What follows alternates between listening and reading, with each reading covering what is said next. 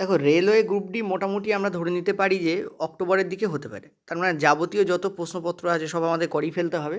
তো PYQ আমি তোমাদের জন্য করাচ্ছি, অর্থাৎ প্রিভিয়াস ইয়ার কোশ্চেন পেপার তোমাদের জন্য করানো হচ্ছে, ঠিক আছে? এবং তার মধ্যে যে প্রশ্নগুলো টাফ, তোমাদের করতে অসুবিধা হয়, তোমাদের ইনফ্যাক্ট প্রশ্ন বুঝতে অসুবিধা হয়, সেগুলোকে আমি রেখেছি, ঠিক আছে? যেমন এই প্রশ্নটা বুঝতেই অনেকের প্রবলেম হয়ে যাবে, কারণ তাদের ম্যাগনেটিক যে ফিল্ড লাইন্স, ম্যাগনেটিক ফ্লাক্স, অর্থাৎ তড়িৎ চুম্বক সম্পর্কে কোনো আইডিয়াই নেই।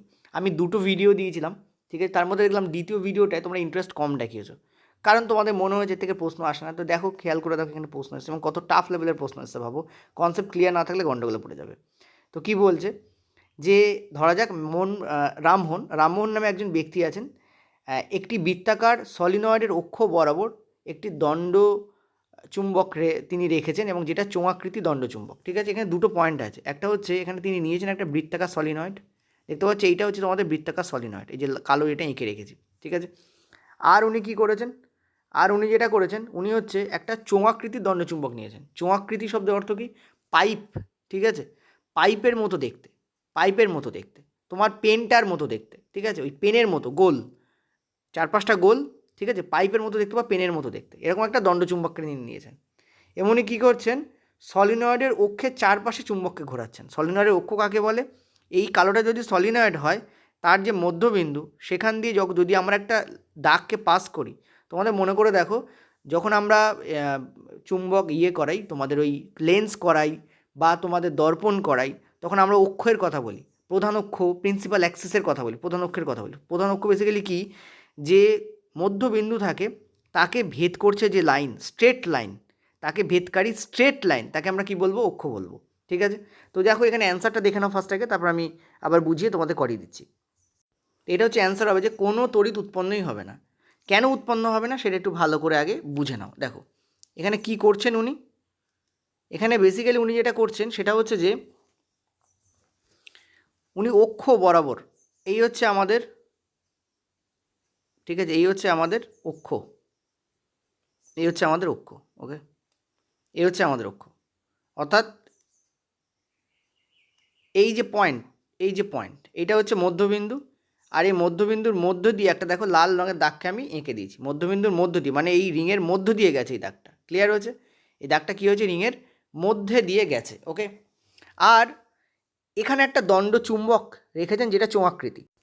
তো এই হচ্ছে সেই দণ্ড চুম্বক, যেটা হচ্ছে একটা চোঙাকৃতি দণ্ড চুম্বক, ঠিক আছে? যেটা হচ্ছে কি, একটা চোঙাকৃতি দণ্ড চুম্বক, ওকে। এরকম একটা চোঙাকৃতি দণ্ডচুম্বক, এটা হচ্ছে এন সাইড অর্থাৎ নর্থ সাইড, অ্যান্ড এটা হচ্ছে আমাদের সাউথ, ঠিক আছে? এই নর্থ সাউথ, ওকে। তো এই দণ্ডচুম্বকটাকে উনি রেখেছেন এবং উনি কী করছেন, উনি এটাকে অ্যাক্সিস বরাবর ঘোরাচ্ছেন। তার মানে এই দণ্ডচুম্বকটাকে নেবেন এবং নিয়ে কী করবেন, উনি এইভাবে ঘোরাবেন, ঠিক আছে? এইভাবে ঘোরাচ্ছেন, ঠিক আছে? আসলো, তলার দিকে গেল, আবার উনি এইভাবে ঘোরাচ্ছেন, ঠিক আছে? অর্থাৎ এটাকে নিয়ে উনি এই অক্ষের চারপাশে এরম করে ঘোরাচ্ছেন। কিরম করে ঘোরাচ্ছেন? অক্ষটাকে নিয়েছেন, এরম করে করে ঘোরাচ্ছেন, ঠিক আছে? এরম করে করে ঘোরাচ্ছেন, এই জাস্ট।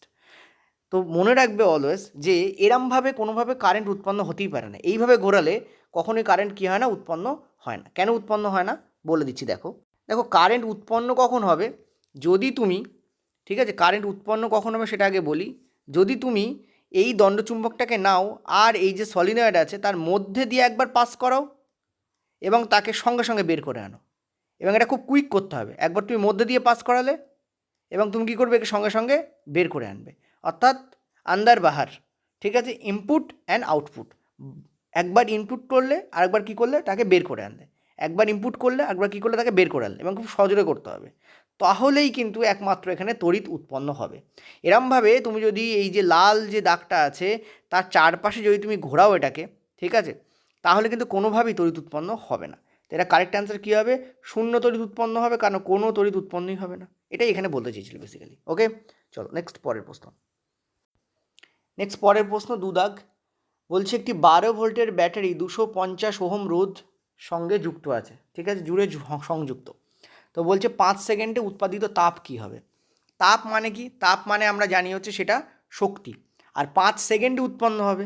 তাহলে 1 সেকেন্ডে যে পরিমাণ শক্তি ক্ষয় হয় তাকে আমরা কী বলি? পাওয়ার বলি। তার মানে বেসিক্যালি এখানে পাওয়ারের ফর্মুলা ইউজ হবে, যারা পেডে আছো তাদের তো প্রবাহ তড়িৎ অলরেডি হয়ে গেছে, শুধুমাত্র মক টেস্ট দেওয়া বাকি আছে। তো কী হবে দেখো, এখানে বলে দিই তোমাদের অ্যান্সারটা, জাস্ট এ মিনিট। তো এই হচ্ছে তোমাদের অ্যান্সার, আর এর দাগ নম্বর হচ্ছে কোশ্চেন নম্বর 2, ঠিক আছে, কোশ্চেন নম্বর 2। তো দেখো, পাওয়ারের 3টে ফর্মুলা আছে, আমরা সবাই জানি। পাওয়ার সমান কি, আই স্কোয়ার আর, ঠিক আছে। পাওয়ার সমান কী হয়, ভি ইন্টু আই। আর পাওয়ার সমান কী হয়, ভি স্কোয়ার বাই আর, ঠিক আছে, ভি স্কোয়ার বাই আর। এই হচ্ছে 3টে পাওয়ারের ফর্মুলা। কোনটা কাজে লাগাবো, দেখো আমাদের এখানে ভোল্ট দিয়ে দিয়েছে, তার মানে এইটা, আর রোধ দিয়ে দিয়েছে এইটা, তার মানে এই ফর্মুলাটা আমার ইউজ হবে এখানে, ঠিক আছে, এই ফর্মুলাটা আমার ইউজ হবে। তো দেখো, এইটা ইউজ করলে আমরা কী পাবো, 1 সেকেন্ডে কতটা পাওয়ার যাচ্ছে। এখানে যে কটা পাওয়ারের ফর্মুলা আছে, বেসিক্যালি এখানে যে কটা পাওয়ারের ফর্মুলা আছে, তারা আমাকে কী দেবে, তারা দেবে 1 সেকেন্ডে কতটা পাওয়ার, ঠিক আছে, 1 সেকেন্ডে কতটা পাওয়ার। কারণ পাওয়ারের মধ্যেই 1 সেকেন্ড কতটা আছে। পাওয়ার বলতে কী বোঝায়, পাওয়ার বলতে বোঝায় 1 জুল পার 1 সেকেন্ড।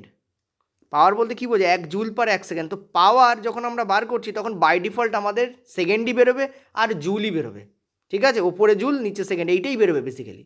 তো আমরা যদি পাওয়ারের এই ফর্মুলা ব্যবহার করি, তাহলে আমরা 1 সেকেন্ডে কী হবে সেটা পাবো। তো 1 সেকেন্ডে কী হবে, ভি স্কোয়ার মানে কত, 12 ইন্টু 12, ঠিক আছে, 12 ইন্টু 12। আর আমরা দেখতে পাচ্ছি আমাদের রোধ কত আছে, 250, এইটা আমরা পাবো। কিন্তু এটা 1 সেকেন্ডে পাবো, এখানে তো 5 সেকেন্ডে বার করতে বলেছে। তো 1 সেকেন্ডে যদি এই পরিমাণ হয়, 5 সেকেন্ডে কী হবে, ইন্টু 5 হবে বেসিক্যালি, আর কিছু নয়, ঠিক আছে। তো ক্লিয়ারলি আমরা দেখতে পাচ্ছি, দেখো এখানে তোমাদের 5 5 50, 50 দিয়ে 144কে আমাদের ভাগ করতে হবে, ঠিক আছে। তো 2 পয়েন্ট, ওই যে এখানে যা বলেছে তাই বেরোবে, 2.88, হ্যাঁ 440 থাকবে, 8 দিয়ে যাবে 400 হবে, লাস্টে 40 পড়ে থাকবে, 8 দিয়ে যাবে। তো 2.88, this is the correct answer here, ঠিক আছে। এবং দেখো জুলে বেরিয়েছে, জুলেই তো বেরোবে, ঠিক আছে, কিসে বেরোবে, জুলে বেরোবে। এখন জুল, তোমরা বলবে স্যার 1 জুল পার সেকেন্ড কোথায় গেল, সেকেন্ড কোথায় গেল স্যার।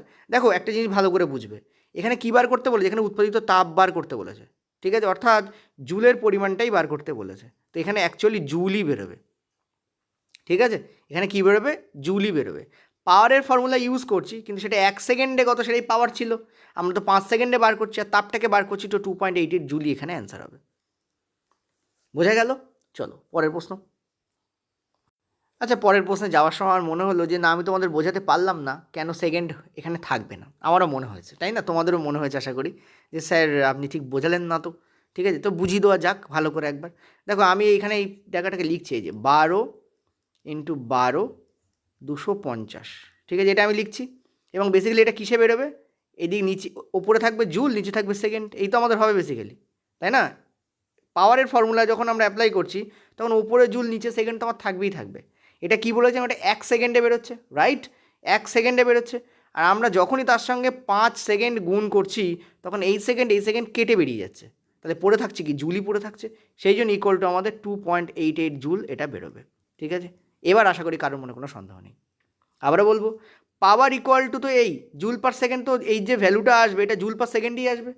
সেকেন্ড তো নিচে আছে, কিন্তু এটাতে 1 সেকেন্ডে, 5 সেকেন্ডে করার জন্য কী করবো, 5 দিয়ে গুণ করবো। যেই 5 সেকেন্ডই গুণ করবো, এই সেকেন্ড কেটে বেরিয়ে যাবে। এখানে যেমন ভ্যালু বসবে, তার এককটাও তো বসবে রে বাবা। আমরা বেশিরভাগ সময় এককটাকে বাদ দিয়ে মাথায় চিন্তা করি, বাট বেসিক্যালি এককটাও তো বসবে। যখন জানতে চাইছি একক কেন নেই, তখন একককে তোমাকে মাথায় আনতে হবে। এই সেকেন্ড কেটে বেরিয়ে যাবে, তো ব্যাপারটা জুলে থাকবে, সেই জন্য এটা অ্যান্সার এত জুলে আসবে। এবার ক্লিয়ার? চলো পরের প্রশ্ন। নেক্সট পরের প্রশ্ন, শ্বাসনালীতে সিলিয়ার ভূমিকা কী? 3 নম্বর প্রশ্ন, ফ্রম বায়োলজি। শ্বাসনালীতে সিলিয়ার ভূমিকা কী? ঠিক আছে, very very tough questions, not very very easy questions. চলো দেখো, এই হচ্ছে তোমাদের অ্যান্সার, আর এটা হচ্ছে আমাদের আজকের কোশ্চেন নম্বর 3। এটা হচ্ছে আমাদের কোশ্চেন নম্বর 3, ওকে। দেখো সিলিয়ার ভূমিকা কী, স্টুডেন্টরা গোলাবে কোথায়? স্টুডেন্টরা এক তো গোলাপে প্রথমটার সঙ্গে, ঠিক আছে, যে শ্বাস গ্রহণ করা এবং শ্বাস ত্যাগ করার সময় বাতাসের মধ্যে অবস্থিত সমস্ত গ্যাসের মিশ্রণে সহায়তা করে। দেখো গ্যাস অলরেডি আমাদের শরীরে যখন আসে তখন মিশ্রিত অবস্থাতেই আসে, ঠিক আছে, গ্যাস আমাদের শরীরে যখন আসে তখন মিশ্রিত অবস্থাতেই আসে, ওকে। তো এটা তো আমাদের হবেই না, কারণ মিশ্রণ ঘটায় না, সেটা তো গেল। নেক্সট 2 নম্বর বলছে সিলিয়াযুক্ত কোষগুলি ব্যাকটেরিয়া ও ভাইরাসকে আটকানোর জন্য নিঃসরণ ঘটায়। বেসিক্যালি মনে রাখবে, সিলিয়াযুক্ত কোষগুলো নিঃসরণ ঘটায় না, ঘটায় হচ্ছে গবলেট কোষ, ঠিক আছে। সিলিয়া এইরকম, এই হচ্ছে সিলিয়া, ঠিক আছে। তার ঠিক নিচে এরকম পজিশানে বা ওর পাশেও থাকতে পারে এরকম গবলেট কোষ থাকে, কি দেখুন গবলেট কোষ থাকে, ঠিক আছে। এরা হচ্ছে গবলেট কোষ, আমি একটু পরে তোমাদের ছবিও দিচ্ছি, চিন্তা করার দরকার নেই কোনো। এটা হচ্ছে সিলিয়া, ঠিক আছে, এটা হচ্ছে কি সিলিয়া। এই গবলেট কোষগুলোই বেসিক্যালি মিউকাস নিঃসরণ করে। সেই মিউকাসই যত রাজ্যের ভাইরাস ব্যাকটেরিয়া বা কোনো ধুলোবালি যদি আমাদের নাকে ঢুকে সেটা ফুসফুস নালীতে পৌঁছায় সেটাকে আটকায়, ঠিক আছে। সো এই কাজটা করে না। নেক্সট বলছে সিলিয়া ফুসফুস এবং বায়ু চলাচলের পথে স্থিত যে শ্লেষ্মা তাকে পরিষ্কার করে নাকের দিকে নিয়ে যায়, এইটা হচ্ছে রাইট ওয়ে। এই যে শ্লেষ্মা এটাকে আমরা বলি মিউকাস, ঠিক আছে, এটাকে আমরা কি বলি মিউকাস। এই মিউকাসকে নির্গত করে, একটু আগে বললাম গবলেট কোষ নির্গত করে। সেই মিউকাসকে ঠেলে কে নিয়ে যায় নাকের দিকে, এই সিলিয়া নিয়ে যায়, ঠিক আছে। দেখো আমরা প্রচণ্ড যদি সর্দি হয় তাহলে আমরা কি করি, বিশাল জোরে একটা টান দিয়ে সর্দিটাকে নাকের কাছে আনার চেষ্টা করি, অনেক সময় গলাতে আসে এবং তাকে আমরা থু করে বাইরে ফেলে দিই, তাই তো। দেখো এটা শুনতে খারাপ লাগলো, এটাই তো প্রসেস বেসিক্যালি, তাই না। তো সেটা আমাকে বায়োলজি পড়ানোর সময় বলতে হয়, বায়োলজি পড়ানোর সময় অনেক নোংরা কথা, অনেক এমন কথা বলতে হয় যেগুলো বলা উচিত নয়, বাট বলতে হয়, কিছু করার নেই, ঠিক আছে। তো বায়োলজিটাই এরকম, বায়োলজি হচ্ছে মানুষের শরীর নিয়ে, তা শরীরের সব জিনিস মানে বলতে পারো যে স্বাভাবিকভাবে বলার মতো নয়, সেখানেও যিনি বায়োলজি পড়াচ্ছেন তাকে কথা বলতে হয়, কিছু করার থাকে না। তো এই যেমন এই একটা কথা যেমন বলছি, তো সেক্ষেত্রে কী হয়, টেনে আমরা নাকে আনি এবং তাকে বাইরে ফেলি। এই যে টেনে নাকে আনছি তখন বেসিক্যালি কী হয় জানো, যে আমরা টানি তখন ওই সিলিয়াগুলো একটা নির্দিষ্ট ডাইরেকশান পায়, ঠিক আছে, কারণ ওই টানের সঙ্গে সঙ্গে বায়ুও আমাদের নাক দিয়ে বেরিয়ে আসে। যখন আমরা টানছি তখন কী হয়, বায়ুও বেরোচ্ছে, যেহেতু বায়ুও বেরিয়ে আসতে চাইছে, ওই বায়ু সিলিয়াগুলোকে একটা নির্দিষ্ট দিকে ডাইরেক্ট করে। এবার মনে রাখবে শুধু যে বায়ু করে তা নয়, বেসিক্যালি ওটা আমাদের ভেতরে যে নার্ভ আছে সে আমাদের মনের ইচ্ছা বুঝে বলে সিলিয়া এই রকম ডাইরেকশানে চলো, এবং ও এরকম ডাইরেকশানে ঠেলা মারে, তার ফলে আমাদের শ্লেষ্মাটা আমাদের অনেকটা গলায় খানিকটা নাকে চলে আসে, ঠিক আছে। ক্লিয়ার হয়েছে? ওকে, ক্লিয়ার হয়েছে আশা করি। আচ্ছা, এবার এটাই হচ্ছে সিলিয়ার কাজ। সিলিয়া বেসিক্যালি কী করে, মিউকাসটাকে ঠেলতে বাইরে নিয়ে যাওয়ার চেষ্টা করে, কারণ মিউকাস যদি জমে যায় তাহলে কী হবে, আমাদের শ্বাসনালী বন্ধ হয়ে যেতে পারে, ঠিক আছে। এই যে কাশি হয় সেগুলো কী কারণে হয়, শ্বাসনালী মিউকাসে বন্ধ হয়ে গেলে, যখন সর্দি কাশি হয় তখন শ্বাসনালী মিউকাসে বন্ধ হয়ে গেলে অতিরিক্ত মিউকাস ক্ষরণ হতে থাকে তখন, ঠিক আছে, তখন কিন্তু শ্বাসনালী বন্ধ হয়ে যাওয়ার চান্স হয়। সেই জন্যই কিন্তু ওটাকে বার করে দেওয়ার জন্য কিন্তু বেসিক্যালি এখানে সিলিয়া কাজটা করে। তো কারেক্ট অ্যান্সার উইথ দিস। এখন এইটা কারেক্ট অ্যান্সার নয় কেন, শ্বাস গ্রহণ করার সময় বাতাসের মধ্যে ধুলোকণা সিলিয়ার সাথে লেগে যায়। দেখো এইটা যে পুরোপুরি ইনকারেক্ট তা নয়, কারণ সিলিয়ার সাথেও লেগে যায়, কারণ সিলিয়ার গায়েও খানিকটা মিউকাস থেকে যায় এবং সেই মিউকাসে কিন্তু অনেক সময় ধুলোবালি কণা জমে যায়, কিন্তু রেল এটাকে অ্যাকুরেট অ্যান্সার নেয় না। আর যদি এই 3 নম্বর অপশান প্রেজেন্ট থাকে তখন 4 নম্বরটা সত্যি অ্যাকুরেট হয় না, ওই জন্য 3 নম্বরটা এখানে কারেক্ট হচ্ছে। যদি খুব বায়োলজিক্যালি বলতে হয় তাহলে 3 নম্বরটাই কারেক্ট, 4 নম্বরটা পুরোপুরি ইনকারেক্ট নয়, কিন্তু তবুও 4 নম্বরটা রেল নেয় না, ঠিক আছে। ওকে, চলো পরের প্রশ্ন। এই প্রশ্নটার আমি অপশান ওড়াইনি, ঠিক আছে। এই প্রশ্নটা তোমরা নিজেরাই ট্রাই করো, কারণ প্রশ্নটা অঙ্ক আছে বেসিক্যালি। ট্রাই করে আমাকে জানাও, তারপরে আমি তোমাদের অঙ্কটা করে দেবো। ওকে, এটা কোশ্চেন নম্বর 4 মেবি, তাই না? 4 কি বলছে দেখো, বলছে একটা প্রাপ্তবয়স্ক নীল তিমি আছে। প্রশ্নটাকে 10 সেকেন্ডে সলভ করা যায়, 10 সেকেন্ডে, অনেকটা ম্যাথের মতো। বলছে কিন্তু তোমাকে কনসেপ্ট ক্লিয়ার রাখতে হবে ভাই, কনসেপ্ট ক্লিয়ার যদি না থাকে তুমি 10 সেকেন্ড কেন 10 ঘন্টাতেও পারবে না, ছেড়ে দিয়ে আসতে হবে। একটা প্রাপ্তবয়স্ক নীল তিমি আছে যেটা হচ্ছে 30 মিটার লম্বা। মনে রাখবে এই রকম ধরনের অঙ্কে যখন লম্বা দেবে তখন এই লম্বার কথা ভাববে না, তুমি হাইটের কথা ভাববে, অর্থাৎ এই হরিজন্টাল লম্বার কথা ভাববে না, তুমি আপ ডাউনের লম্বার কথা ভাববে। ক্লিয়ার হয়েছে আশা করি, বোঝা গেছে। এগুলো কি স্যার কীভাবে বুঝবো, এগুলো যে কোশ্চেন করতে করতে বোঝা যায়, ঠিক আছে। তো নীল তিমি যেটা কিনা 30 মিটার লম্বা, এবং অন্যদিকে একটা শিশু তিমি আছে যেটা কিনা 10 মিটার লম্বা। রেলের একটা খুব বাজে জিনিস আমি দেখেছি, আরে 30 মিটারকে নর্মালি লেখ না, এর মধ্যে 10 মিনিট লেখার কী আছে, 10 মিটারকে নর্মালি লেখ না, এর মধ্যে 10 মিনিট লেখার কী আছে, মানে বিশালভাবে ম্যাথামেটিক্যালি লেখে যাতে আমাদের আরও বেশি কনফিউজ করতে পারে, খুব অড লাগে। যাই হোক চলো, আচ্ছা আমি আবারও হাত জোর করে সরি বলছি, কারণ এইটা তোমাদের আমি ছোট করে রেখে দিয়েছি, মানে এই লেখাগুলো দেখতে অসুবিধা হচ্ছে আমি বুঝতে পারছি। এক তো তোমরা নেটের কথা ভেবো না, নেটটাকে একটু খরচ করে ভিডিওটা দেখার জন্য, কারণ ইউটিউবে চলছে। একটা কাজ করো, এক তো পিক্সেলটাকে তোমরা 1080তে সেভ করো ফার্স্ট, যে পিক্সেল আছে সেটাকে 10 মানে কোয়ালিটি বাড়াও, ইউটিউবে যাও সেটিংসে গিয়ে কোয়ালিটি বাড়িয়ে নাও এক। আর 2 নম্বর হচ্ছে এটাকে তুমি পোর্ট্রেট মোডে রাখো, ঠিক আছে। তো দেখো কী বলছে, একটা প্রাপ্তবয়স্ক নীল তিমি আছে, ঠিক আছে, যেটা হচ্ছে 30 মিটার, আর শিশু তিমি আছে এটা 10 মিটার, ওকে। 30 মিটার আর 10 মিটার এটা লিখলাম আমরা। নেক্সট বলছে শিশু তিমিটাকে 15 মিটার ফোকাস দৈর্ঘ্যযুক্ত একটা অবতল দর্পণের সামনে কত দূরত্বে রাখলে শিশু তিমিটির সৎ প্রতিবিম্ব প্রাপ্তবয়স্ক তিমিটির আকারের সমান হবে। তার মানে শিশু তিমিটার যে প্রতিবিম্ব সেটা 10 মিটার থেকে লম্বা হয়ে 30 মিটারে হয়ে যাবে, প্রতিবিম্ব হবে। শিশু তো নিজেই লম্বা হতে পারে না এরকম করে, প্রতিবিম্বটা লম্বা হয়ে যাবে।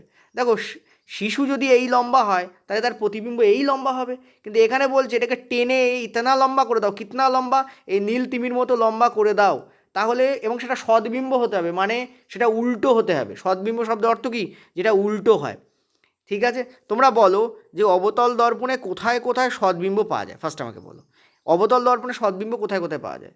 অবতল দর্পণে সদ্বিম্ব পাওয়া যায় আমরা যদি এফ থেকে এদিকে রাখি, এফ এবং এফ থেকে যত আমরা এদিকে রাখতে শুরু করব তত আমাদের সদ্বিম্ব আমরা পেতে শুরু করব। প্রথমে এফে রাখবো, মানে এফের আগে রাখলে আমরা জানি অসদ্বিম্ব পাওয়া যাবে, এফে রাখলে প্রথম সদ্বিম্ব উৎপন্ন হয়। তারপর আমরা এফ আর সি এর মাঝখানে রাখবো, তারপর আমরা কী করবো, এফ আর সি এর মাঝখানে হচ্ছে এফ, এইখানে রাখবো, তারপর আমরা কোথায় রাখবো, সি এর থেকে আরও দূরে রাখবো, এইভাবে আমরা রাখতে রাখতে যাবো, ঠিক আছে। একটা জিনিস মাথা রাখবে যে সদ্বিম্ব তো তৈরি হয়, কিন্তু সদ্বিম্ব বড় আকারের কোথায় কোথায় তৈরি হয়। সদ্বিম্ব বড় আকারের তৈরি হয় যদি তুমি, পয়েন্ট টু বি নোটেড, যদি তুমি এফ আর সি মানে এই পয়েন্টে রাখো, ঠিক আছে, এফ আর সি এর মাঝখানে কোথাও রাখো। এফ আর সি এর মাঝখানে কোথাও রাখলে সদ্বিম্ব কিন্তু বড় হবে। এবার তোমরা বলবে স্যার না তো, সদ্বিম্ব তো বড় হয় দু জায়গায় রাখলে, এক তো এফ এবং সি এর মাঝখানে রাখলে, ইয়েস কারেক্ট, আর হচ্ছে এফে রাখলে। স্যার আপনি ভুল বলছেন স্যার, সদ্বিম্ব তো দুই জায়গায় রাখলে স্যার বড় হয়, এক তো এফের ওপর রাখলেও বড় হবে, আর এফ আর সি এর মাঝখানে রাখলেও বড় হবে, বাকিগুলো ক্ষেত্রে ছোট হয়ে যায়, বুঝতে পারিতেছি স্যার, কিন্তু এফের ওপরে রাখলেও তো বড় হয় স্যার। তাহলে আপনি এফটাকে বাদ দিচ্ছেন কেন স্যার? দেখো এফটাকে বাদ দিচ্ছি এই কারণে, এফের ওপর রাখলে প্রতিবিম্ব কোথায় তৈরি হবে, প্রতিবিম্ব তৈরি হবে ইনফিনিটিতে। মানে তুমি যদি পৃথিবীতে এফে কোনো বস্তুকে রাখো তাহলে তার প্রতিবিম্ব তৈরি হবে অ্যান্ড্রোমিডা গ্যালাক্সিতে গিয়ে, বোঝা যাচ্ছে? অর্থাৎ এই গ্যালাক্সিতে আর থাকবে না, সেটা সেই প্রতিবিম্ব তৈরি হবে অ্যান্ড্রোমিডা গ্যালাক্সিতে গিয়ে। তো তুমি কি সেই প্রতিবিম্ব দেখতে পাবে নাকি? দেখতে পাবে না। তার মানে আমরা ম্যাথামেটিক্যালি এই কেসটাকে বাদ দিয়ে দিই। পয়েন্ট টু বি নোটেড, ভালো করে মাথা রাখবে। এবার তোমরা বলো স্যার এত কথা কেন বলছেন, অঙ্ক করে দিয়ে চলে যান। চলো করে দিচ্ছি, এখানে হবে তো। কনসেপ্ট ক্লিয়ার থাকাটা জরুরি। সদ কিন্তু বড়, সৎ মানে উল্টো, তো ওই উল্টো কথাটা আমি আর বলছি না। সৎ কিন্তু বড় প্রতিবিম্ব বাস্তবে পাওয়া যায় যদি এফ আর সি এর মাঝখানে বস্তুকে রাখো, এই জায়গায় এফ আর সি এর মাঝখানে, মাঝখানে মানে মিড পয়েন্টে না, মাঝখানে যে কোনো জায়গায় রাখলে হবে, শুধু এফ আর সি এর সেই পয়েন্টে এফ আর সি এর মাঝখানে কোথাও হতে হবে, ঠিক আছে। মাঝখানে মানে মিড পয়েন্ট নয়, মিড পয়েন্টে রাখলেও হবে, মিড পয়েন্ট থেকে সরিয়ে রাখলে হবে, মিড পয়েন্ট থেকে একটু এদিকে রাখলে হবে, কিন্তু তাকে এফ আর সি এর মধ্যে রাখতে হবে, ঠিক আছে। তো মনে রাখবে ফোকাসে রাখলেও সদ আর বড় পাওয়া যায়, আর এফ আর সি এর মাঝখানে রাখলেও সদ আর বড় পাওয়া যায়, কিন্তু এফে আমরা বস্তুকে রাখি না বাস্তবে কোনো প্রতিবিম্ব পেতে গেলে, কারণ এখানে যদি কোনো বস্তুকে রাখি সেটা ইনফিনিটিতে গিয়ে তৈরি হবে। কোথায় গিয়ে তৈরি হবে? ইনফিনিটিতে গিয়ে। অর্থাৎ এখানে আকাশগঙ্গায় যদি করো তাহলে সেটা অ্যান্ড্রোমিডা গ্যালাক্সিতে গিয়ে তৈরি হবে, ঠিক আছে। অ্যান্ড্রোমিডা গ্যালাক্সি হচ্ছে আরেকটা গ্যালাক্সি আকাশগঙ্গার মতো, ঠিক আছে। অ্যান্ড্রোমিডা গ্যালাক্সি হচ্ছে আরেকটা গ্যালাক্সি আকাশগঙ্গার মতো। যাই হোক, তো আমরা কী করবো এখানে, তাহলে এফ আর সি এর মধ্যে বস্তুকে রাখবো। তাহলে এখানে কী জিজ্ঞেস করেছে তোমাদের, বলেছে যে কত দূরত্বে রাখলে, দর্পণের সামনে কত দূরত্ব রাখলে, এদিকটা হচ্ছে সামনে, এদিকটা হচ্ছে সামনে, এদিকটা হচ্ছে পিছনে, পয়েন্ট টু বি নোটেড। এটাও অনেকে জানে না, এইটা হচ্ছে সামনে, লেফট হ্যান্ড হচ্ছে সামনে, রাইট হ্যান্ড হচ্ছে পিছনে, রাইট হ্যান্ড হচ্ছে পিছনে। তো এদিকে কত দূরত্ব রাখতে হবে? তো দেখো এফের যে ভ্যালু সেটা আমাদের বলে দিয়েছে 15, এই যে এফের ভ্যালু সেটা আমাদের কত বলেছে 15, আর আমরা বলছি এফের থেকে এদিকেই রাখতে হবে, তার মানে 10 আর 15 এই দুটো অপশান কেটে বাদ পড়ে গেল। ভালো করে বুঝবে, এফের থেকে এদিকে রাখতে হবে, তাহলে এফের ভ্যালুই তো 15, তাহলে 15 থেকে এদিকে মানে 15-র বেশি হবে ভ্যালুটা। আর কত বেশি? যাবে হচ্ছে সি পর্যন্ত, যাবে হচ্ছে কি সি পর্যন্ত। সি পর্যন্ত মানে কি, দেখো এফের দ্বিগুণ হয় সি, মানে 30 অবধি যাবে। অর্থাৎ এই যে ভ্যালুর রেঞ্জ আসবে সেটা 15 থেকে 30-এর মধ্যে থাকবে, এই পয়েন্টটায়, এই পয়েন্টটায় সদ্বিম্ব তৈরি হবে এবং বড় প্রতিবিম্ব তৈরি হবে।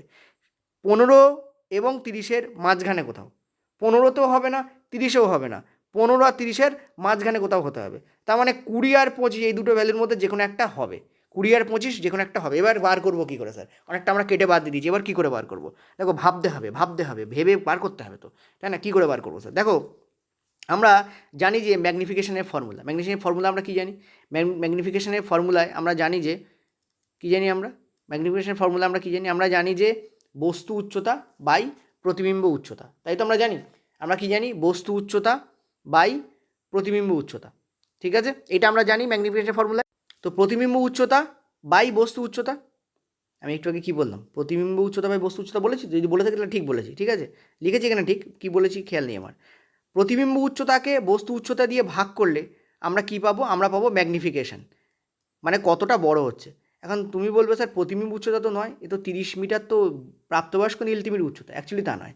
দেখো এখানে যে শিশু রয়েছে তার যে হাইট সেটা বলছে এর মতো হয়ে যাবে, তাহলে শিশুর হাইটটা এর মতো হতে পারে না, শিশুর প্রতিবিম্বের হাইট এর মতো হতে পারে। তার মানে শিশুর প্রতিবিম্বের হাইটই হচ্ছে 30, আর বস্তু মানে শিশুর নিজের উচ্চতা, শিশু তিমির নিজের উচ্চতা হচ্ছে মানে লম্বা হচ্ছে সেটা 10। তো এটাকে এটা দিয়ে ভাগ করলে আমরা কী পাবো? 3 পাবো, ঠিক আছে? ওকে। আর এই ম্যাগনিফিকেশনের আরেকটা ফর্মুলাও হয়। ম্যাগনিফিকেশনের আরেকটা ফর্মুলা কী হয় আমরা জানি? Minus v by u. V হচ্ছে আমাদের প্রতিবিম্ব দূরত্ব, ইউ হচ্ছে আমাদের বস্তু দূরত্ব, ঠিক আছে? তা আমি এখানে লিখছি মাইনাস প্রতিবিম্ব দূরত্ব, যেটা হচ্ছে এই মাইনাস ভি, বাই বস্তু দূরত্ব। সেটা আমাদের কি? সেটা হচ্ছে আমাদের, ভালো করে বুঝবে, সেটা আমাদের কি? সেটা হচ্ছে আমাদের এই ম্যাগনিফিকেশনের ফর্মুলা। তাহলে এটা ইকুয়াল টু আমরা কী পাবো? 30/10, ঠিক আছে? এই যে 3 আমরা বার করেছি, 3 বের করার দরকারও নেই, ইনফ্যাক্ট এই 3টা বের করার দরকার নেই, ঠিক আছে? এটাও ম্যাগনিফিকেশনের ফর্মুলা, আর এটাও ম্যাগনিফিকেশনের ফর্মুলা, তো দুটোকে ইকুয়াল করে দাও, প্রতিবিম্ব দূরত্ব বাই বস্তু দূরত্ব। তার মানে তুমি দেখতে পাচ্ছ যে বস্তু দূরত্ব, এবার কি এগুলো? এগুলো হচ্ছে অনুপাত, ঠিক আছে? এগুলো কি? অনুপাত। প্রতিবিম্ব দূরত্ব অনুপাত বস্তু দূরত্ব হবে 30:10। তুমি একটা জিনিস ভালো করে বোঝো, বস্তু দূরত্বের যে ভ্যালু দাঁড়াবে সেটা 10-এর গুণিতক দাঁড়াবে, বা 10 নিজে হবে। এখন 10 তো আমি কেটেই দিয়েছি এই যুক্তিতে, তাহলে 10-এর গুণিতক এখানে একটাই অপশানে আছে, 20। মার্কেট। বলো বুঝলে কি বুঝলে না? তোমরা বলে স্যার এতক্ষণ ধরে একটা প্রশ্ন বোঝাচ্ছেন? বোঝাচ্ছি, তার কারণ অনেকের কনসেপ্ট ক্লিয়ার নেই, তাই আমি আবারও বোঝাবো, আবারও বলে দিচ্ছি, ভালো করে বোঝো, ভালো করে বুঝবে। আমরা কি করলাম? প্রথমে আমরা জানলাম যে এফের ওপর এবং এফ এবং সি এর মাঝখানে এই দুটো জায়গায় রাখলেই সৎ প্রতিবিম্ব পাওয়া যায়। এফকে বাদ দাও, কেন বাদ দাও বলে দিয়েছি। তো এফ আর সি এর মধ্যে বস্তুকে রাখতে হবে, তার মানে আমাদের রেঞ্জ দাঁড়াবে 15 এই যে মিটার থেকে 30 মিটারের মধ্যে কোনো। তা 15 থেকে 30 মিটারের মধ্যে তো 10 আর 15 নেই, সো বাদ দিয়ে দাও। এখন 15 মিটার রাখলে হবে না কিন্তু, কারণ 15 মিটার হচ্ছে এফের ডিস্টেন্স, এফের থেকে বড় হতে হবে, সি এর থেকে ছোটো হতে হবে, এই ডিস্টেন্স রাখতে হবে। তো 15, 10 আর 15 কেটে গেল, ঠিক আছে? এবার 20 আর 25 বাকি আছে। আমরা দেখলাম এম এর যে ফর্মুলা হয় সেটা হচ্ছে, একটা হয় প্রতিবিম্ব উচ্চতা বাই বস্তু উচ্চতা, এই যে এইটা, ঠিক আছে? আর একটা হয় মাইনাস ভি বাই ইউ, মানে এইটা প্রতিবিম্ব দূরত্ব বাই বস্তু দূরত্ব, এখানে মাইনাস থাকবে। তার মানে এই দুটো একই, তো এটাকে ইকুয়াল করে দাও। তো প্রতিবিম্ব দূরত্ব বাই বস্তু দূরত্ব মাইনাস ইকুয়াল টু হয়ে গেল 30/10। এগুলো কি? এগুলো হচ্ছে এখানে ভাগ আছে, তার মানে এখানে অনুপাত আছে বেসিক্যালি।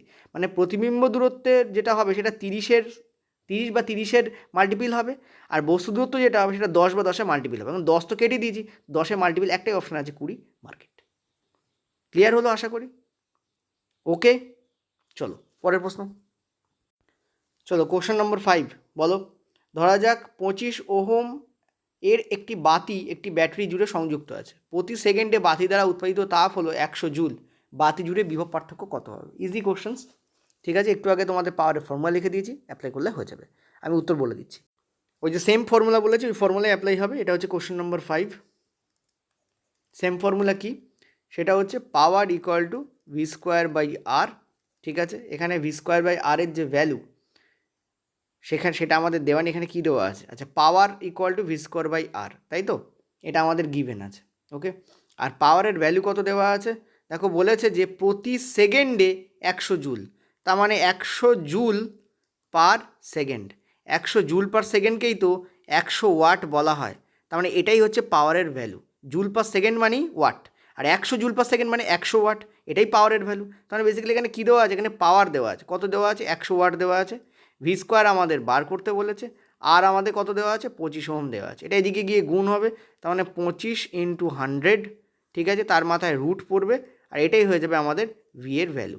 এখান থেকে আমরা দেখতে পাচ্ছি একটা 5 বাইরে আসবে, একটা 10 বাইরে আসবে, অ্যান্সার হবে তোমাদের 50, ঠিক আছে? চলো পরের প্রশ্ন। কোশ্চেন নাম্বার 6 আজকেই করিস বেট করছে। করাইনি আজকে? বলো, যদি কেউ দেখে থাকো জানো হয়তো যে আজকে আমি ইমার্জেন্ট রে অর্থাৎ পার্শ্বীয় স্থানচ্যুতি করিয়েছি তোমাদের। ঠিক আছে, চলো বলো, অ্যান্সার দাও, এটা কী হবে? প্রত্যেকটা কনসেপ্ট ক্লিয়ার করতে করতে যাবো, চিন্তা করার কোনো কারণ নেই। দেখো আমি অ্যান্সারটা বলে দিচ্ছি, কারণ আমি জানি 90% স্টুডেন্ট এটা পারবে না। চলো, তো দিস ইজ কোশ্চেন নম্বর 6। শুধু তাই নয়, যারা আমার ক্লাস দেখেছে আজকে পেডে তারাও পারবে না।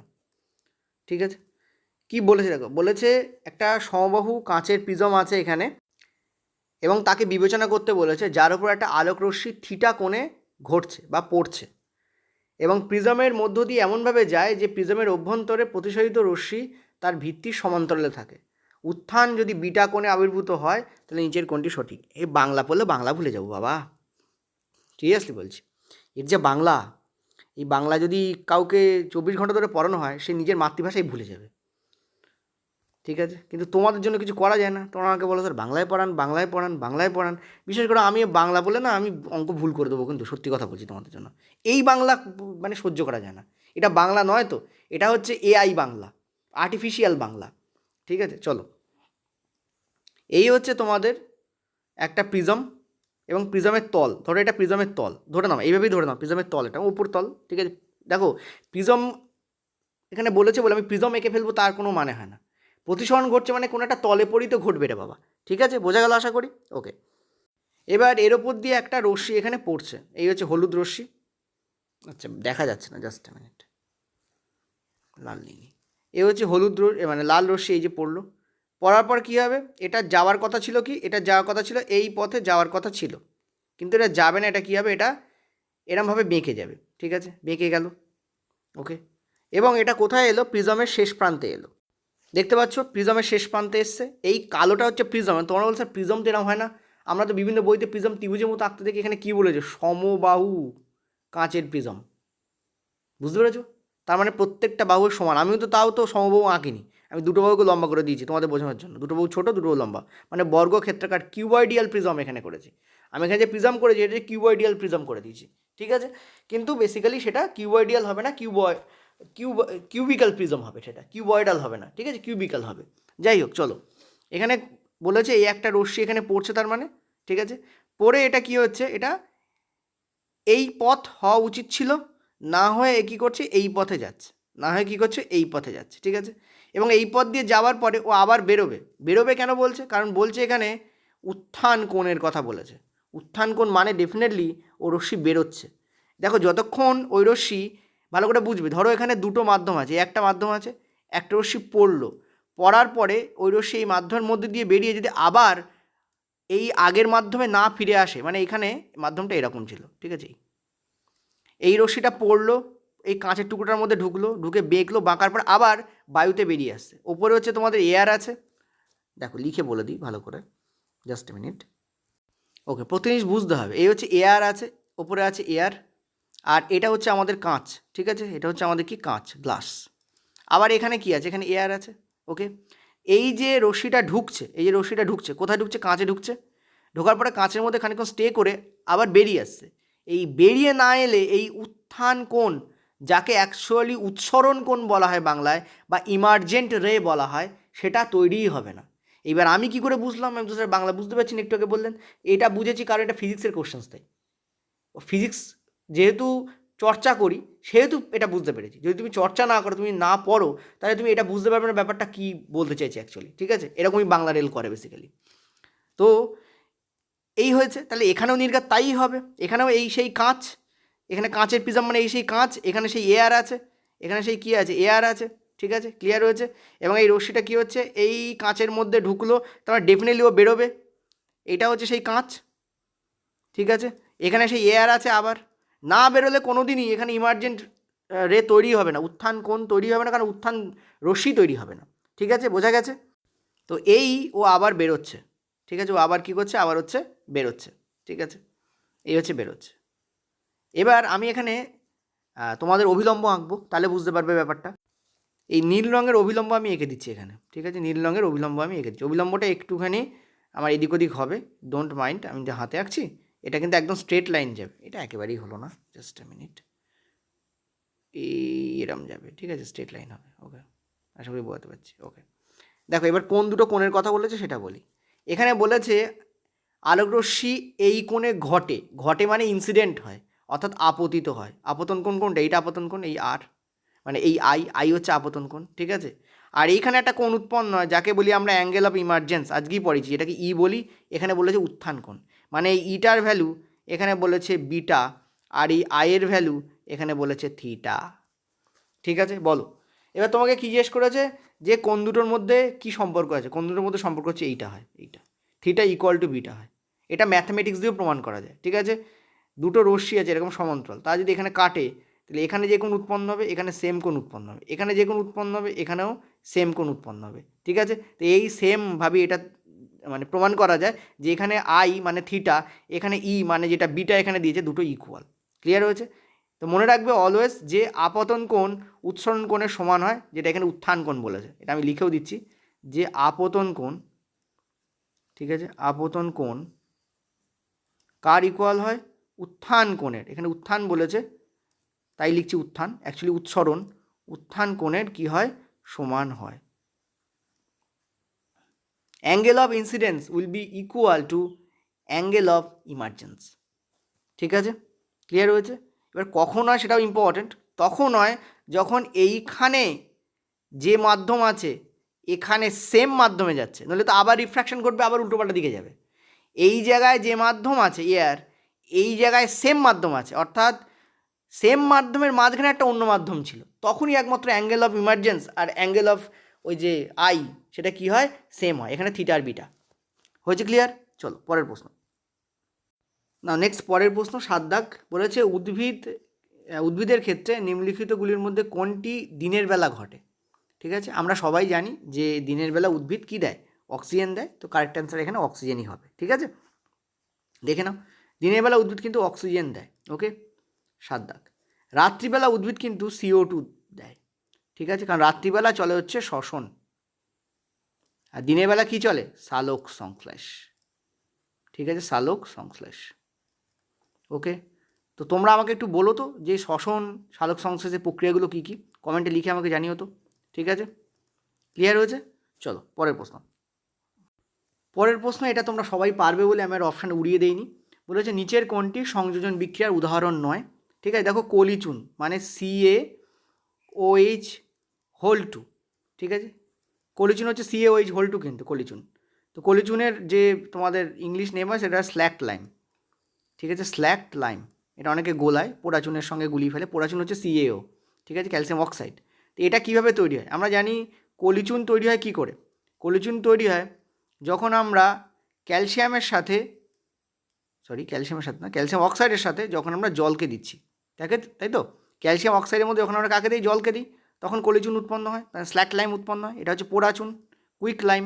এটা ইংলিশে কী বলা হয়? কুইক লাইম বলা হয়, ঠিক আছে, বা পোড়াচুন বলা হয়। ওকে, তো এটা যখন হয় তাহলে দেখতে পাচ্ছ দুটো মিলে একটা তৈরি হচ্ছে, তাহলে সেটাকে তো আমরা সংযোজন বলি, কম্বিনেশন। এটাকে কী বিক্রিয়া বলা হয়? কম্বিনেশন রিয়াকশান বলা হয়। এটা তো কম্বিনেশন রিয়াকশান ডেফিনেটলি, কারণ দুটোর কম্বিনেশনে একটা তৈরি হচ্ছে, ঠিক আছে। নেক্সট বলছে হাইড্রোজেন গ্যাস ও অক্সিজেন গ্যাস দিয়ে জল তৈরি, সেও তো কম্বিনেশন, H2+O2, সেও তো H2O, এ তো কম্বিনেশন। নেক্সট বলছে ক্যালসিয়াম কার্বনেটকে উত্তপ্ত করা, যখন তুমি ক্যালসিয়াম কার্বনেটকে উত্তপ্ত করছো CaCO3, তখন যেটা উৎপন্ন হয় সেটা হচ্ছে CO2 উৎপন্ন হয়। জাস্ট এ মিনিট, কী উৎপন্ন হয়? CO2 উৎপন্ন হয়। আর কি উৎপন্ন হয় বলো, নিজেরা বলো আগে, কী উৎপন্ন হয়? ক্যালসিয়াম অক্সাইড উৎপন্ন হবে, অর্থাৎ CaO, ঠিক আছে, CaO+CO2 এই উৎপন্ন হবে তোমাদের। ওকে, যখন ভাঙা হচ্ছে মানে এখানে কি, এখানে হচ্ছে হিট দেওয়া হচ্ছে, ডেল্টা মানে হচ্ছে হিট। তো দেখো এটা একটা জিনিসকে ভেঙে দুটো আলাদা আলাদা জিনিস তৈরি করা হচ্ছে, ঠিক আছে, একটা ভেঙে দুটো আলাদা জিনিস তৈরি হচ্ছে, তখন তাকে আমরা কী বলি? বিয়োজন বলি। এটা কিন্তু বিয়োজন বিক্রিয়ার এক্সাম্পল, তো এটা হবে না, মানে এটাই এখানে অ্যান্সার হবে বেসিক্যালি, ঠিক আছে। নেক্সট হচ্ছে কয়লা, কয়লা মানে কার্বন, কার্বনের সঙ্গে অক্সিজেন যুক্ত হচ্ছে, তো CO2 হবে যখন পূর্ণ দহন হবে, আর যখন পার্শিয়াল দহন হবে তখন কার্বন মনোক্সাইড উৎপন্ন হবে। এক্ষেত্রে দুটো হয় কিন্তু, মাথায় রাখবে। দহনে তোমাদের করিয়েছিলাম, ঠিক আছে, তবে বহু পুরনোভাবে করিয়েছিলাম, অনেকদিন আগে করিয়েছিলাম। C+O2 যখন অক্সিজেন সম্পূর্ণরূপে পাচ্ছে, দেখো অক্সিজেন এখানে দুটো কাজ করছে, তখন CO2 উৎপন্ন হবে, কিন্তু যদি আংশিক দহন হয় তখন ধোঁয়াটাও হবে আর কার্বন মনোক্সাইড উৎপন্ন হবে, ঠিক আছে। চলো পরের প্রশ্ন। আচ্ছা, আগেরটা তোমাদের ছিল 8 দাগ, এটা হবে তোমাদের 9 দাগ। আগেরটা আমি দাগ নম্বর দিতে ভুলে গেছিলাম। বলো, মেন্ডেলিয়েভের যে পর্যায় সারণী অনুযায়ী হ্যালোজেনের মতো হাইড্রোজেন অবস্থান করে কী হিসাবে? দেখো, হাইড্রোজেন অবস্থান করে দ্বিপরমাণুক হিসাবে H2। ঠিক আছে, হাইড্রোজেনকে আমরা কখনো H হিসেবে পাই না, H2 হিসাবে পাই। তো কারেক্ট অ্যান্সার ওটাই হবে আমাদের। এখন তুমি বলবে রেলের যে বিখ্যাত বাংলা সেই অনুযায়ী এখানে তো মিনিং কিছু আসছে না। দেখো, এখানে বলতে চাই যে অ্যাকচুয়ালি এটাও তুমি যদি কেমিস্ট্রি মোটামুটি পড়ো তাহলে তুমি বুঝতে পারবে, নইলে তুমি বুঝতে পারবে না। ঠিক আছে, তো রেলের প্রশ্ন বোঝার জন্যই তোমাকে কেমিস্ট্রি পড়তে হচ্ছে, সলিউশন করার তো অনেক পরের কথা।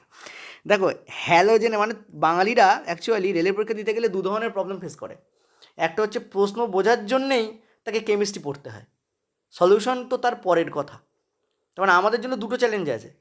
অন্যরা শুধু সলিউশন করার জন্য কেমিস্ট্রি পড়ে, আর আমরা কেমিস্ট্রি পড়ি বা ফিজিক্স পড়ি বা বায়োলজি পড়ি প্রশ্ন বোঝার জন্য। এটা হচ্ছে আমাদের মানে মানে আমাদের কি বলবো, আমাদের দুর্ভাগ্য। ঠিক, ওকে। দেখো, এটা বলতে চাইছে বেসিক্যালি কি, যে আমরা জানি যে যে নোবেল গ্যাসগুলো আছে, ঠিক আছে, যে নোবেল গ্যাসগুলো আছে, অর্থাৎ হিলিয়াম, আর্গন, নিয়ন, ক্রিপ্টন, জেনন, ঠিক আছে, এই যে আমাদের যে নোবেল গ্যাসগুলো আছে, যেমন হিলিয়াম, এইচই, যেমন হিলিয়াম, ঠিক আছে, এই যে হিলিয়াম, এই হিলিয়ামের আমরা জানি আমাদের যে অ্যাটমিক নাম্বার সেটা কত, সেটা হচ্ছে 2। ওকে, আর হাইড্রোজেনের অ্যাটমিক নাম্বার কত, 1। তার মানে হাইড্রোজেন হিলিয়ামের মতো হওয়ার চেষ্টা করবে, কারণ আমরা জানি নোবেল গ্যাসগুলো হচ্ছে স্টেবল, এরা হচ্ছে একদম মাথায় বসে আছে। ঠিক আছে, এরা নড়ে না চড়ে না, এদের কারোর কাছে যাওয়ার প্রয়োজন হয় না, এরা কিছু করে জাস্ট বসে থাকে। এদের কনফিগারেশন ঈশ্বর এমনই দিয়ে এদের কাজ করার দরকার হয় না, এরা নিজেরা নিজের মতো বসে থাকে। ঠিক আছে, এরা নিজেরা নিজের মতো বসে থাকে, আর এদের মতো সবাই হওয়ার চেষ্টা করে। আমরাও তো তাই না? আমরা ভাবি যে কী করে কিছু করবো না আর আমাদের পকেটে টাকা চলে আসবে, সবাই তাই করি আমরা। ঠিক আছে, সবাই, ইনফ্যাক্ট সবাই কী করি আমরা, কিছু করবো না টাকা চলে আসবে। তো এ হচ্ছে সেই নাম। আমরা যে হিলিয়ামের মতো হতে পারতাম, কিছুই দরকার নেই এদের, না এদের খাদ্য দরকার, না এদের বস্ত্র দরকার, না এদের বাসস্থান দরকার, না এদের টাকা দরকার। এরা বেসিক্যালি এদের কাছে সব আছে, মানে এরা আসলে ঈশ্বরকে পেয়ে গেছে। ঠিক আছে, ঈশ্বরকে পাওয়া মানে সব কিছুকে পাওয়া, তো এরা বেসিক্যালি ঈশ্বরকে পেয়ে গেছে। তাহলে এদের মতোই সবাই হওয়ার চেষ্টা করে, আমরা সাধু সন্ন্যাসীর মতো হওয়ার চেষ্টা করি। ঠিক আছে, অ্যাকচুয়ালি উল্টোটা করি। যাই হোক, তো আমরা এইরকম হওয়ার চেষ্টা করি। তো হাইড্রোজেনও ভাবে ইস কী করে হিলিয়ামের মতো হবো, তো এইটাই এখানে বলতে চেয়েছে। হিলিয়ামের মতো হাইড্রোজেন কিসে অবস্থান করে, দ্বিপরমাণু কিসে অবস্থান করে। এর মানে হচ্ছে হিলিয়ামের যেহেতু দ্বিপরমাণু, হাইড্রোজেন কী করে, আর এক কাউকে খোঁজে, কেউ এর সঙ্গে ঘর পাততে চায় না, তো আর একটা হাইড্রোজেনকেও খুঁজে বের করে। এরও ওয়ান এও বলে ভাই আমার আর একটা দরকার, আর এই হাইড্রোজেনও বলে ভাই আমার আর একটা দরকার। দুজনেরই তো 2 হওয়ার দরকার, হিলিয়ামের মতো 2 হওয়ার দরকার। হিলিয়ামের কাছে 2 আছে, এই 2 এদের হওয়ার দরকার।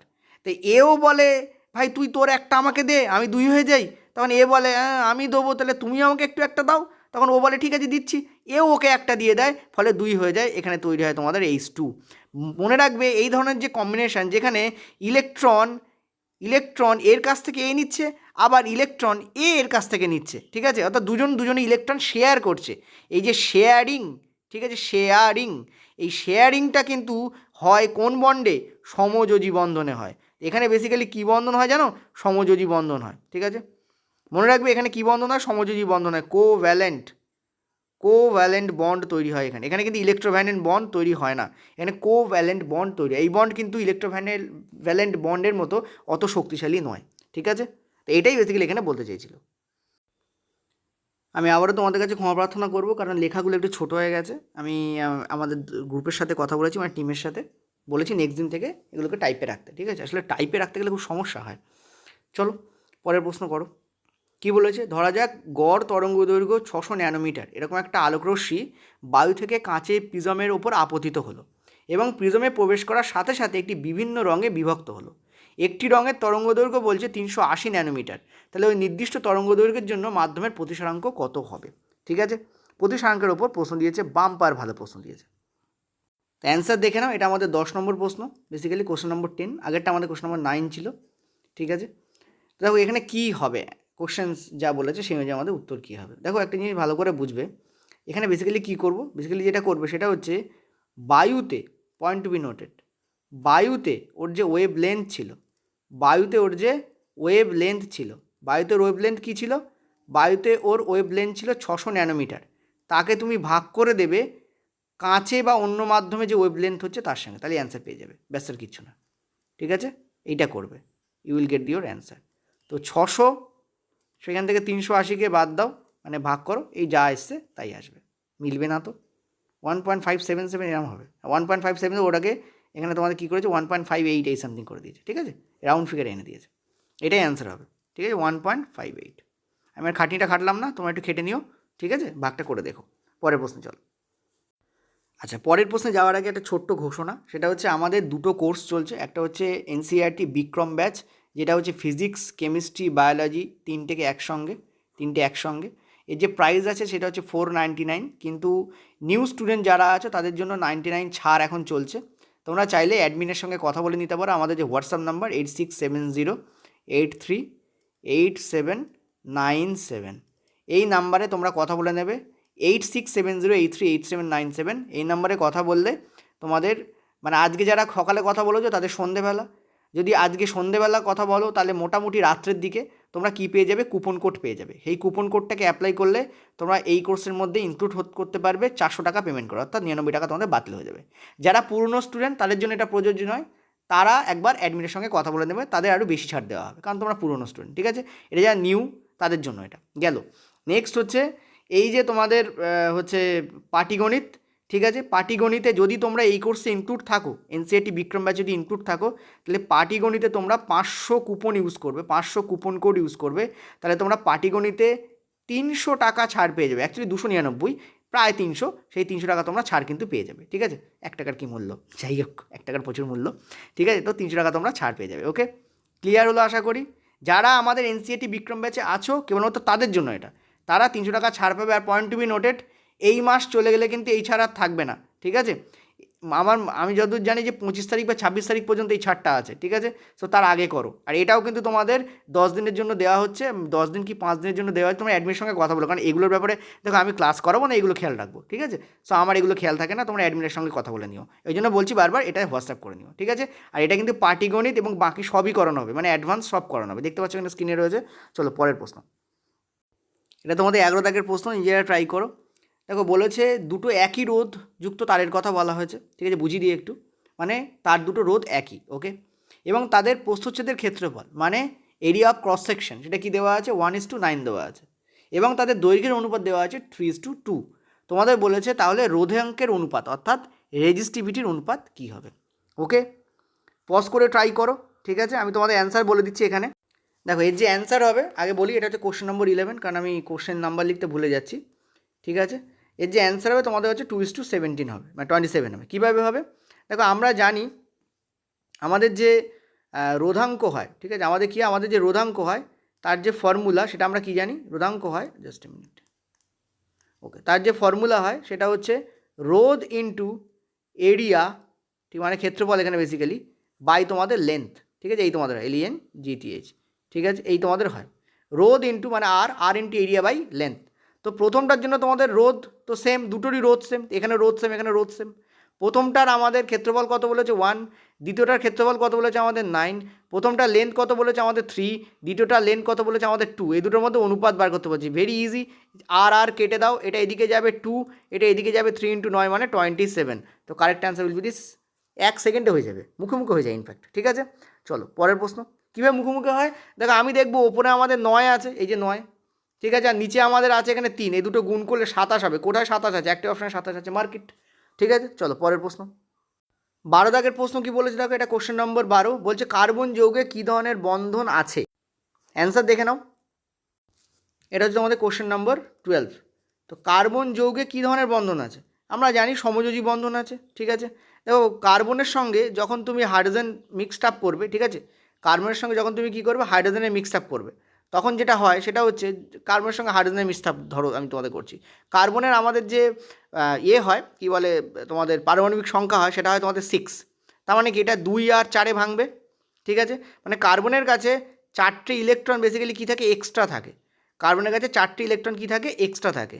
আর প্রত্যেকটা হাইড্রোজেনের অ্যাটমিক নাম্বার কত, একটু আগে বলেছি 1, আর ও 2 হতে চায়, তাহলে ওর কাছে কী হবে, ওর কাছে আর একটা আসার প্রয়োজন হয়। তো এই যে কার্বনের যে 4টে এক্সট্রা পড়ে আছে, এই প্রত্যেকটা হাইড্রোজেনের সঙ্গে বন্ডিং তৈরি করে, প্রত্যেকটা কী করে, হাইড্রোজেনের সঙ্গে বন্ডিং তৈরি করে, এর সঙ্গে এটা, এর সঙ্গে এটা, এর সঙ্গে এটা, এর সঙ্গে এটা, এটা হচ্ছে CH4 এর সংকেত, ঠিক আছে, CH4 তৈরি করে এইভাবে। তো কার্বনের মধ্যে ডেফিনেটলি মনে রাখবে কার্বন সমযোজী বন্ধন দ্বারাই অন্য কিছুর সঙ্গে যুক্ত হয়, ইভেন নিজের সঙ্গেও সমযোজী বন্ধনের দ্বারাই যুক্ত হয়। এই যে CO2 বেসিক্যালি কার্বন কী করে, CO2 এই যে দেখতে পাচ্ছ CO2 অর্থাৎ কার্বন অক্সিজেনের সঙ্গে যুক্ত হচ্ছে, এটাও সমযোজী বন্ধন দ্বারাই কিন্তু কার্বন যুক্ত হয়। নেক্সট পরের প্রশ্ন তোমাদের বলছে যে একটি রাসায়নিক সমীকরণের সংকেত হচ্ছে AQ, সেটা কিসের প্রতিনিধিত্ব করে? তোমাদের বলেছি যে এই ধরনের প্রশ্ন পরে আমি যখন সমীকরণ করেছিলাম তখনও তোমাদের বলেছিলাম। আর দয়া করে আমি যে দুটো ম্যাগনেটিক ফিল্ডের ভিডিও দিয়েছি সেগুলো তোমাদের এখানে নিচে ডেসক্রিপশন বক্সে এবং তোমাদের কমেন্টের ফার্স্ট কমেন্টে দেখো অ্যাপ লিঙ্ক, তারপর তোমাদের বিভিন্ন প্লেলিস্টের লিঙ্ক আছে, সেখানে চলে যাও, গেলে ওই ভিডিওগুলো তোমরা পেয়ে যাবে। ওগুলো প্লিজ দেখে নাও, কনসেপচুয়াল ভিডিও ছিল ওগুলো, ঠিক আছে? দেখো এখানে অ্যান্সার কী হবে, এটা তো কোশ্চেন নম্বর 13 মেবি, ঠিক আছে? এখানে তোমাদের অ্যান্সার কী হবে, এখানে তোমাদের অ্যান্সার হবে জলীয়। দেখো AQ শব্দটা আসে অ্যাকুয়াস থেকে, ঠিক আছে? অ্যাকুয়াস থেকে, এই যে অ্যাকুয়াস কথার অর্থ হচ্ছে জলীয়, ঠিক আছে? অ্যাকুয়াস কথার অর্থ কি? জলীয়, ঠিক আছে? অ্যাকুয়াস কথার অর্থ কি? জলীয়। এবার এই যে জলীয়, মনে রাখবে এটা যে কোনো জলীয় দ্রবণের জন্য প্রযোজ্য। ধরো আমরা বলছি চুনের জলও হতে পারে, ধরো আমরা বলছি লবণের জল, মানে কি NaCl এর জলীয় দ্রবণ, ঠিক আছে? NaCl হচ্ছে লবণ, তার জলীয় দ্রবণ, ঠিক আছে? তখন আমরা অ্যাকুয়াস কথাটাকে ব্যবহার করি। যেমন একটা এক্সাম্পল তোমাদের জন্য দিই, যেমন ধরো তুমি লোহার সাথে বিক্রিয়া করছো HCl এর, ঠিক আছে? লোহার সাথে HCl এ বিক্রিয়া করছো, তাহলে HCl কী হয়? অ্যাকুয়াস হবে। অ্যাকুয়াস কেন? কারণ এখানে লঘু HCl এর কথা বলা হয়। লঘু কেন? কারণ এর মধ্যে কী অ্যাড করা থাকে? জল অ্যাড করা থাকে। কী অ্যাড করা থাকে? জল অ্যাড করা থাকে। অর্থাৎ কোনো কিছুর সাথে জল অ্যাড করছো, যেমন একটু আগে বললাম নুনের জল, নুনের সঙ্গে কী অ্যাড করছো? জল অ্যাড করছো। কী অ্যাড করছো তুমি? জল অ্যাড করছো, ঠিক আছে? আচ্ছা, এটা গেল solid, S for solid, point to be noted. S লেখা হয় কখন? যখন কঠিন, তখন লেখা হয় S। এটা হচ্ছে অ্যাকুয়াস, কারণ জল অ্যাড করছো তুমি। এবার দেখো FeCl2, এটাও কিন্তু অ্যাকুয়াস হবে, ঠিক আছে? বিক্রিয়া যায় তৈরি FeCl2 এর অ্যাকুয়াস কেন হবে? কারণ এই জলীয় দ্রবণে FeCl2কে পাওয়া যায়, তার মানে জল মিশ্রিত অবস্থায় পাওয়া যায়, ওই জন্য। আর হচ্ছে তোমাদের H2 কিন্তু গ্যাস হবে এখানে, ঠিক আছে? H2 কী হবে? গ্যাস, এটা গ্যাস, ওকে? তো তরল বলতে কী বোঝায়? দেখো তরল হলে আমরা লিকুইড এলকে ব্যবহার করি। কাকে ব্যবহার করি? এলকে। একটা এক্সাম্পল দিচ্ছি, যেমন দেখো এক্সাম্পল দিই, যেমন হচ্ছে Fe2O3 ফেরাস অক্সাইড, ঠিক আছে? তার সঙ্গে তুমি নিচ্ছ অ্যালুমিনিয়ামকে, এটা 2Al হয়, ঠিক আছে? দেখো এটাও সলিড, তো সলিড তো বিক্রিয়া করবে না, কি করতে হয়? এদেরকে প্রবল তাপ দিতে হয়, প্রচণ্ড প্রবল, মানে একেবারে সেই যেটা চুল্লির তাপ, সেই চুল্লির তাপ দিতে হয়। এখানে তাপ দিলে এরা তৈরি করে অ্যালুমিনিয়াম অক্সাইড তৈরি করে, Al2O3, just a minute, Al2O3 aluminium oxide তৈরি করে, এটাও সলিড হয়। আর গলিত অবস্থায় পাওয়া যায় হচ্ছে লোহাকে, ঠিক আছে? লোহাকে কি পাওয়া যায়? গলিত অবস্থায় পাওয়া যায়, ঠিক আছে? এই যে গলিত বলছি, এখানে আমরা লিখবো এল, লিকুইড, এইভাবে লিখবো। অর্থাৎ মনে রাখবে গলিত মানে লিকুইড ফরম্যাটে থাকলে, ঠিক আছে, বা মোল্টেন ফরম্যাটে থাকলে, মোল্টেন মানে কি? গলিত, ঠিক আছে? লিকুইড ফরম্যাট থাকবে মানে তরল হিসেবে থাকলে, বা গলিত হিসেবে থাকলে, গলিত, তখন আমরা এই এলকে ব্যবহার করি। কাকে ব্যবহার করি? এল, এই সাইনটাকে ব্যবহার করি। পরেরটা চলো কোশ্চেন নম্বর 14 কি বলেছে দেখো, বলেছে একটা বস্তুকে এমন দূরত্বে রাখা হলো যাতে বস্তু থেকে নির্গত আলোকরশ্মি প্রধান অক্ষের সাথে সমান্তরালে যায়, তাহলে অবতল দর্পণ দ্বারা সৃষ্ট প্রতিবিম্বটির অবস্থান কি হবে? চলো নিজেরা করো, এটা ইজি কোশ্চেন, যেগুলো করতে অভ্যেস হয়ে গেছে হয়তো, আশা করি তোমাদের, ঠিক আছে? দেখো অ্যান্সার দেখে নাও, অ্যান্সার তোমাদের হবে হচ্ছে এইটা, ঠিক আছে? অর্থাৎ মুখ্য ফোকাস। কেন? কারণ এই হচ্ছে যদি তোমাদের একটা অবতল দর্পণ হয়, ঠিক আছে, আর তুমি যদি যত আলোকরশ্মি আসছে সব যদি তোমার প্রধান অক্ষের সঙ্গে সমান্তরালে আসে, প্রধান অক্ষ কোনটা? এই যে ডটেড লাইনটা দিচ্ছে, এটা হচ্ছে প্রধান অক্ষের সঙ্গে সমান্তরাল আসে, তার এরা যেখানে মিট করবে, যে বিন্দুতে মিট করবে, সেটা হচ্ছে ফোকাস, সেটা হচ্ছে কি? ফোকাস, ঠিক আছে? তো কারেক্ট অ্যান্সার এখানে কী হবে? ফোকাসই হবে। আর এই ফোকাসেই প্রতিবিম্ব উৎপন্ন হবে। কখন? যখন এই প্রধান অক্ষের সঙ্গে আলোকরশ্মিগুলো কী থাকে? সমান্তরালে থাকে, ঠিক আছে? তো কারেক্ট অ্যান্সার কী হবে আমাদের এখানে? মুখ্য ফোকাস। এটা কোথায় ব্যবহার করা হয় জানো? এটা ব্যবহার করা হয় টর্চ লাইট, ঠিক আছে? যে টর্চ লাইট হয় তার ভেতরে যে ডুম থাকে, সেই ডুমকে অ্যাকচুয়ালি ফোকাসে বসানো থাকে। এই ডুমটাকে কোথায় বসানো থাকে? ফোকাসে। ফলে এর যে লাইট বেরোয়, ঠিক আছে, এর যে লাইট এখান থেকে বেরোবে, সেটা কেমন বেরোবে, সেটা একদম তোমাদের বেরোবে হচ্ছে একদম সোজা বেরোবে, ঠিক আছে। এখান থেকে যে লাইটটা বেরোবে সেটা কেমন বেরোবে, একদম সোজা বেরোবে। ওকে, একদম সোজা বেরিয়ে এই যেখানে মারতে চাইছো সেখানে গিয়ে পড়বে। এই হচ্ছে ব্যাপার সোজা কথা বলতে। ওকে, চলো পরের প্রশ্ন। পরের প্রশ্ন 15 দাগ বলছে, নিম্নলিখিতগুলির মধ্যে কোন শক্তিটি একটি অপ্রচলিত শক্তির উৎস নয়, অর্থাৎ নন কনভেনশনাল সোর্স অফ এনার্জি নয় কোনটা, ঠিক আছে। অপ্রচলিত শক্তির উৎস নয় কোনটা, ঠিক আছে, অর্থাৎ কোনটা নয় অপ্রচলিত শক্তি। তো দেখে নাও কারেক্ট অ্যান্সার। এই হচ্ছে তোমাদের কারেক্ট অ্যান্সার, অর্থাৎ নিউক্লিয়ার শক্তি। মনে রাখবে নিউক্লিয়ার শক্তি, তারপরে তাপ বিদ্যুৎ শক্তি, কয়লা পুড়িয়ে যে শক্তি পাওয়া যায় তাপ বিদ্যুৎ, এগুলো কিন্তু অপ্রচলিত শক্তি নয়।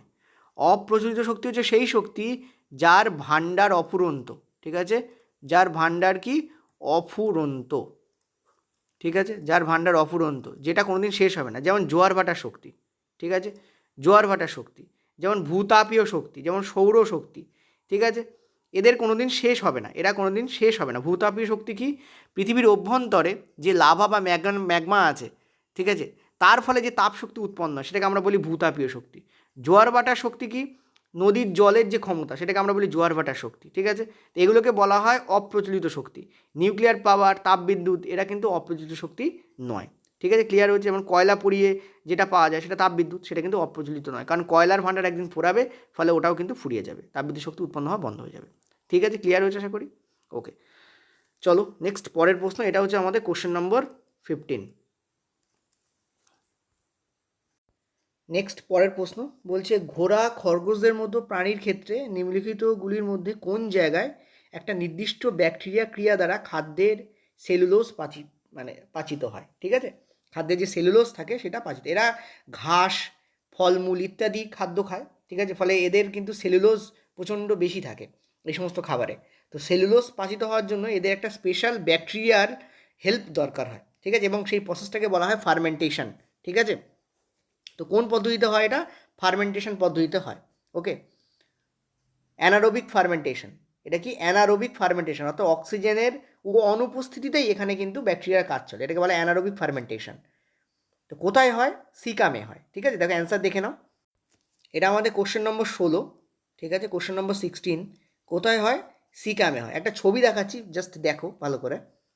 এই যে এ হচ্ছে টোটাল ঘোড়াকে এনেছি, একটা ঘোড়া ছিল বলে ঘোড়াকে দিয়ে দিয়েছি তোমাদের। দেখো এখানে টোটাল বলা রয়েছে, ঠিক আছে। দেখো এই যে পুরো পার্টটা বলা আছে না, এই যে সিকাম থেকে স্টার্ট হচ্ছে, এই যে caecum, large colon, small colon, আর এখানে এইটাকে বলা হয় রেকটাম, যেটা এখানে লেখা নেই, ঠিক আছে, রেকটাম। এই যে চারটে অংশ, যে চারটেকে আমি দাগ দিলাম, এই হচ্ছে আমাদের 1, এ হচ্ছে আমাদের 2, এই হচ্ছে আমাদের 3, আর এই হচ্ছে 4। এই যে 1, 2, 3, 4 এই চারটে নিয়ে তৈরি হয় লার্জ ইন্টেস্টাইন, মানে বৃহদন্ত্র, ঠিক আছে, লার্জ ইনটেস্টাইন, ঠিক আছে, মানে বৃহদন্ত্র, মানে বৃহদ অন্ত্র বেসিক্যালি, ঠিক আছে। কী তৈরি হয়, তোমাদের বৃহদন্ত্র তৈরি হয়। আর এই বৃহদন্ত্রের যে সিকাম পার্ট, এই যে ফার্স্ট পার্ট সিকাম, এই ফার্স্ট পার্ট, এই যে ফার্স্ট পার্ট সিকাম, এই ফার্স্ট পার্টেই কিন্তু এই যে ফার্মেন্টেশন বললাম সেই ফার্মেন্টেশন হয়, ঠিক আছে, এবং সেখানে সেলুলোজ কিন্তু পাচিত হয় ব্যাকটেরিয়া দ্বারা, বিভিন্ন অণুজীব দ্বারা, ঠিক আছে। তো এই টোটাল তোমাদের এতগুলো প্রশ্ন ছিল, তার মধ্যে কয়েকটা কিন্তু দারুণ দারুণ প্রশ্ন ছিল, বিশেষ করে যেগুলো লেন্সের ওপর প্রশ্ন, বা যেগুলো তোমাদের ওয়েভ লেন্থ দিয়ে প্রশ্ন ছিল, মানে দর্পণের উপর প্রশ্ন ছিল, ঠিক আছে, সেগুলো কিন্তু দারুণ প্রশ্ন ছিল। মানে কনসেপ্ট ক্লিয়ার না থাকলে তোমরা কিন্তু প্রশ্নগুলোকে একদমই করতে পারবে না। ওকে, থ্যাংক ইউ। আগের দিনের পিডিএফ আর আজকের পিডিএফ তোমাদের কিন্তু আমাদের যে অ্যাপ আছে সেই অ্যাপে তোমাদের দিয়ে দেওয়া হবে। ওকে, অ্যাপটা ডাউনলোড লিঙ্ক কোথায় পাবে, আমাদের যে দেখো ফার্স্ট যে কমেন্ট রয়েছে তাতে তোমার অ্যাপের ডাউনলোড লিঙ্ক পেয়ে যাবে। ওকে, থ্যাংক ইউ।